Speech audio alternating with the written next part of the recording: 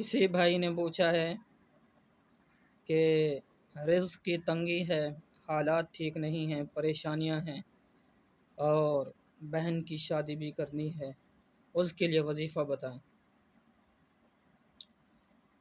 اس کے لیے بھائی وظیفہ ہے کہ اللہم انی اعوذ بک من الہم والحزن واعوذ بک من العجز والکسل واعوذ بک من الجبن والبخل واعوذ بک من غلبۃ الدین وقہر الرجال۔ اس کو 100 مرتبہ صبح پڑھنا ہے اور 100 مرتبہ شام کو پڑھنا ہے۔ انشاءاللہ یہ ساری جو مصیبت پریشانی یہ سب دور ہو جائے گی، اللہ کی طرف سے رزق کے دروازے کھول جائیں گے۔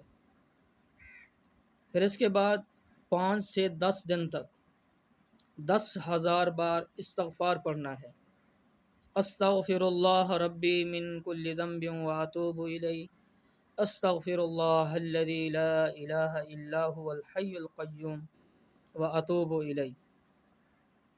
اور پھر 35 دن تک 75,000 بار پڑھنا ہے، اور پھر 40 دن تک اس کو 125,000 مرتبہ پڑھنا ہے استغفار کو۔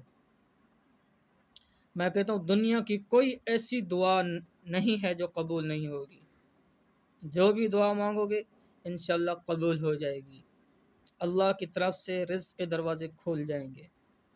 ہاں،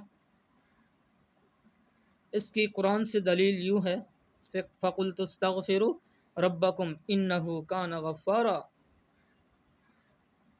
بخشش طلب کرو صلی اللہ سے، وہ معاف کرنے والی ذات ہے۔ یرسل السماء علیکم مدرارا، جب تم بخشش کرو گے اللہ پاک تمہارے اوپر لگاتار بارشیں نازل فرمائیں گے، بارشیں آئیں گی۔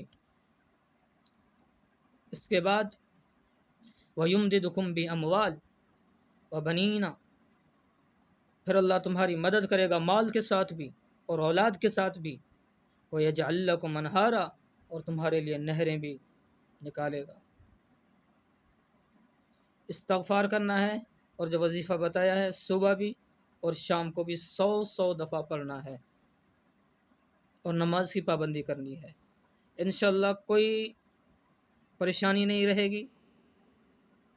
جن کو رشتے کے بارے میں یہ جو ہے کوئی مسئلہ ہے تو یہ جو میں نے وظیفہ بتایا اس کو کریں، انشاءاللہ وہ ختم ہو جائے گا، دور ہو جائے گا۔